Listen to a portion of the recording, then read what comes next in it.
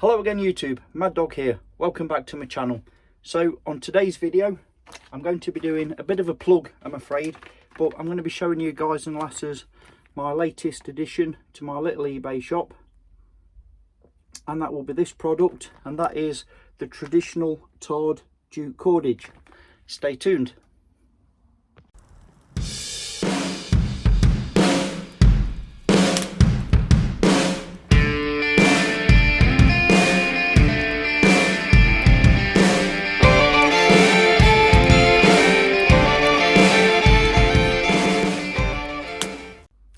Welcome back. So as stated, this little video is going to be around my latest eBay product, and this is the traditional tarred jute cordage.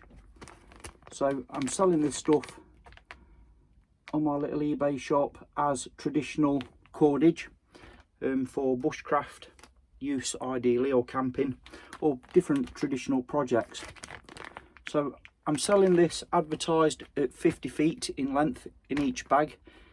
I'll state from the offset that my portions are always generous, they're always over not under. So when I say 50 feet, it will be a generous 50 feet. And what this stuff is natural jute cordage that has been traditionally tarred. And this stuff is, for me, harking back to an age gone. You know, this is real traditional stuff.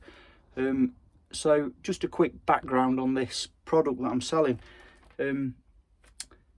It's been used, as far as I'm aware, dating back to the 1700s, especially by our Royal Navy. And this stuff was originally used, I believe, to wrap and frap, I think they call it, around the main ropes of the rigging. So to hold the fibres of the main ropes together, you would use this type of material. Obviously, prior to this jute being used, you would have used, or they would have used, hemp. I believe that was the earliest form. I'm sure somebody will correct me in the comments if I'm wrong, but I'm sure hemp came before jute, especially within the Royal Navy.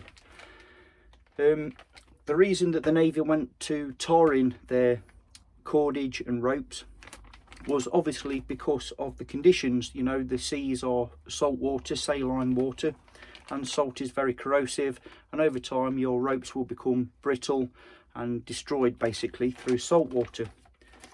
So therefore tarring them would help stave off that corrosion by making them semi-waterproof and just being that little bit more resilient.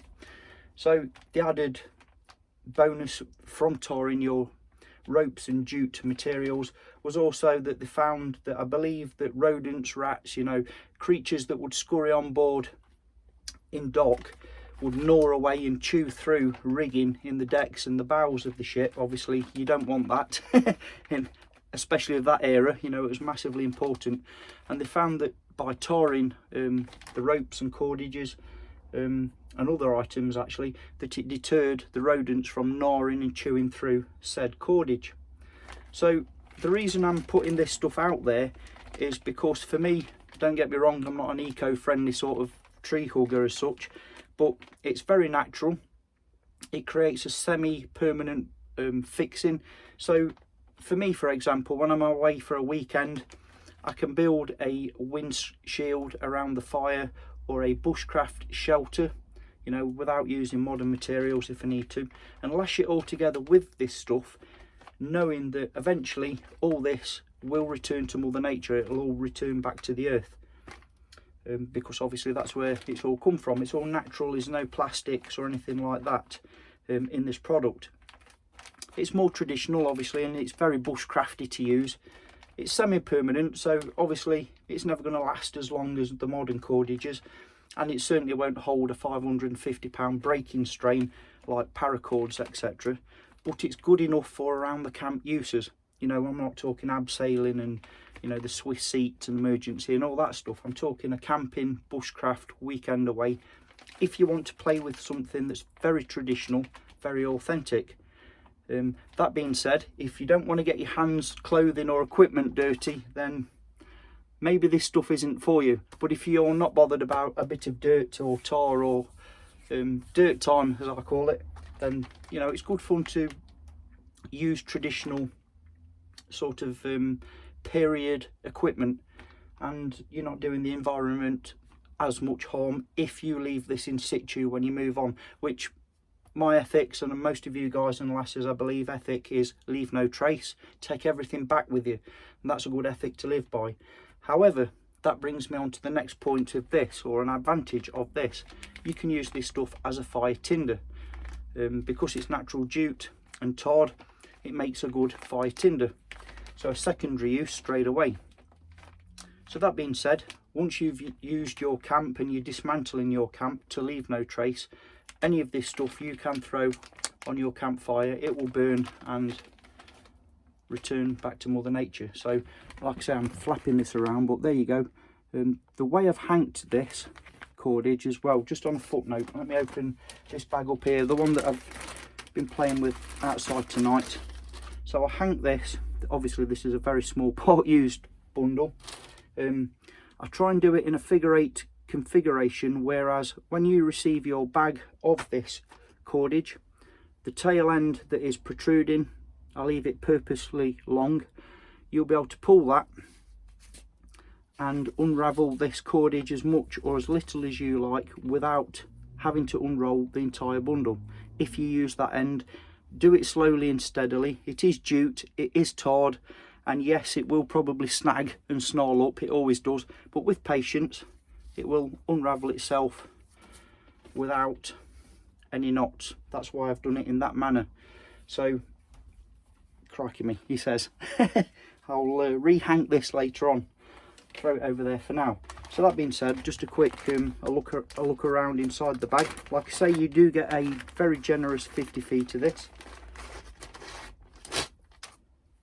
It smells fantastic. It smells like reminiscent of the old docks and the old naval. If ever you've been around a naval museum, oh yeah, or if ever you're, you know, familiar with real creosote that you stain your fences and sheds with, oh yeah. Anyway, so you get your bundle like this. It comes flat for P&P reasons. So when you do get this, if you do buy any, I suggest you open it up out of the package and loosen it all up so it's not all cramped together, because if you store this in a warm or hot place, the tar will want to stick together. So keep it as loose as you can, hang loose as they say, once you receive this. Now as you can see here, the flying end, that's the end you would pull to unhank this cordage. So if you do buy any of this, bear that in mind. So as always with all my products, I'm doing this as reasonably priced as I can, to include free postage and packaging, which yes, I do calculate and include into the overall price. I have to. So for me to buy this material, tar it, source the tarring process, etc., P&P, bags, etc., PayPal, you know the score, my profit margins are absolutely minimal. So please bear that in mind when you check out my eBay store. Yes, we ship worldwide. With all this, I'll say coronavirus epidemic, I'm not going to go into that because that's a political thing, in my opinion. Some shipping times have been delayed. They are slower in certain areas, and at the moment there are certain areas that I believe my missus, because she runs the shop, has taken off our shop because we're just completely failing or struggling to get through the postal system. So until things resume some sort of normality, we'd just rather not give bad service. We want good service always. So without rambling on too much, which I'm already doing, quick look round this stuff. Now this is tarred enough to be saturated and semi-weather resistant. It will extend the life of the jute, but it isn't lathered to the point where it's gooky, you know, and horrid to work with. So although yes, I'm caked in it, I have been using this extensively to proof and field test it, so I'm happy with the product that I sell.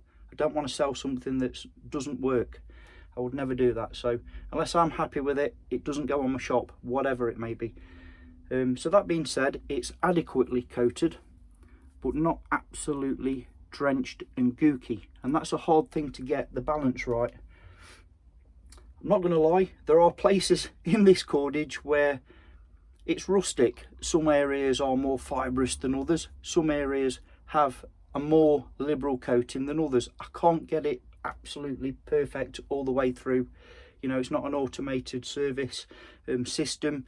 It is what it is basically. So, but it is pretty uniformed and more than adequate for weekend, week or 2 week type of camping utility cordage that you can use and not worry about the environment if you're that way inclined, and try something that's soulful, you know, if that makes sense. You know, more traditional, harking back to at least the 1700s over in the UK, if not more.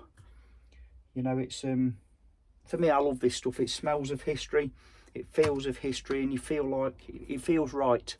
Anyway, so I'm going to go outside the shed now, do a quick demonstration of using it as a fire tinder, because it doubles up as a fire tinder, and maybe a quick lashing of some sorts, just to show that it does the job basically. So that's an introduction to my traditional tarred jute cordage. Please go and check out my eBay store if you want to have a look at this stuff. I will put a link in the description box below as always. Let me know what you think. Comments are always welcome, good or bad. I know I get hated quite a bit for showing my products on YouTube, but for me, for the profit margin, it isn't always about the money. If you know anything about me, I sell my products as cost effectively as I can without making a loss. I'm not going to do that, but I try and encourage people to explore other avenues within bushcraft, whether it be history or survivalism, other forms, other directions within camping and bushcraft, or if you're a complete beginner or novice, enough basic kit to get you on your way with some understanding, if that makes sense. That's my ethic. So that being said, let's crack on outside and see you in a few minutes. Okay, so obviously I'm outside the shed now, so I'm going to take some of the tarred jute cordage, and we're going to use it as a fire lighting tinder. So what I'm going to do is just take, I don't know, or have a, you know, sort of 2 feet, 18 inches, 2 feet of this, and somewhere around there, not precise, doesn't have to be, obviously. Put the rest of that to one side for a moment. Excuse me. And then I'm going to double up the cordage to form a loop. Don't have to do it this way, it just works for me. And then with my knife, I'm just going to start running the string through the blade of the knife. And obviously all I'm doing at this point is opening up the fibres, exposing the jute fibres to create a big surface area, obviously with the intention of catching our spark from our ferro-cerium rod. Take us time with that. So we're after making basically a bird's nest type of tinder material.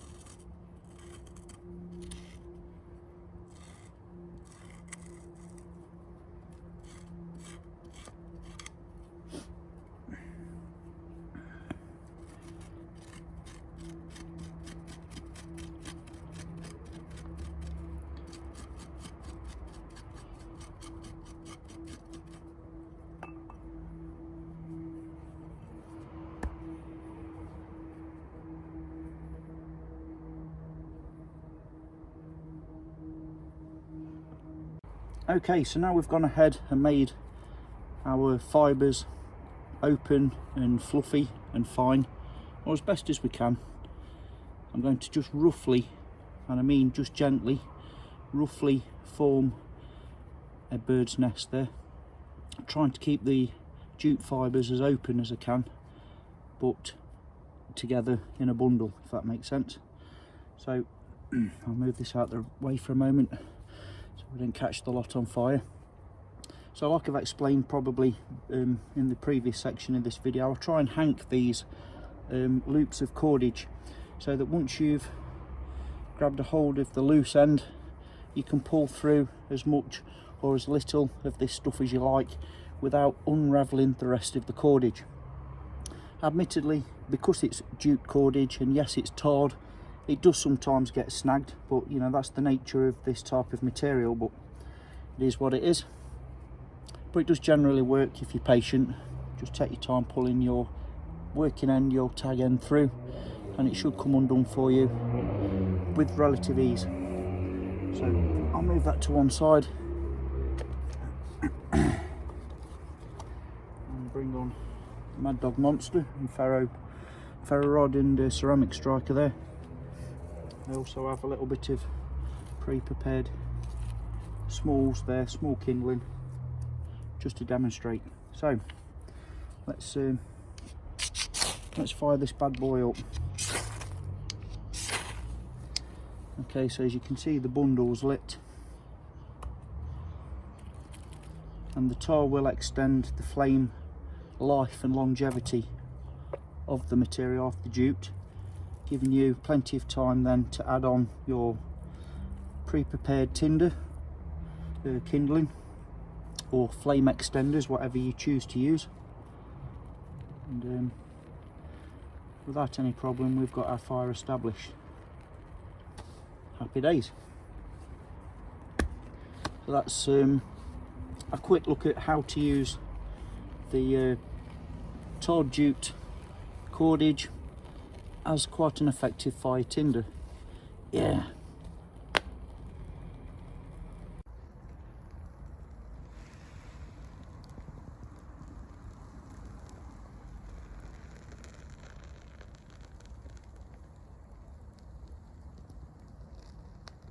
Okay, so next up, just lashing a simple tripod together using some of this tarred cordage. So let's crack on with that.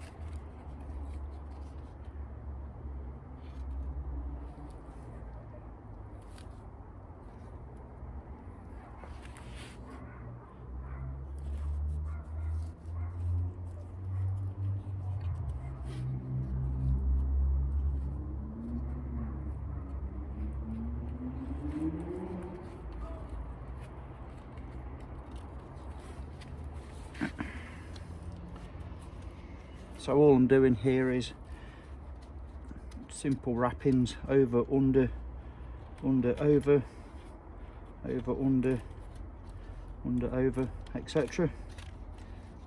I'm still leaving a bit of a gap. I want my tripod obviously to be able to move and flex, but I'm going to lash that together now by doing the frappings. So pull this cordage through. So basically I'm just wrapping cordage over itself in the gaps in between at this point. It's dead simple. I'm just going to do a quick ash job here, just purely to demonstrate the fact that it can be used as any other cordage. I'll just do a couple of turns. Obviously, if I was doing this properly, I will take my time and do several more turns for each wrap.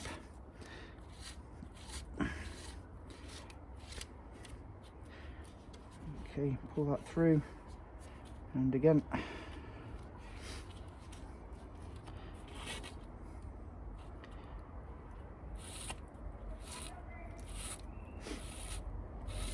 I'm trying to do this in reasonable time, purely because the light is starting to beat me.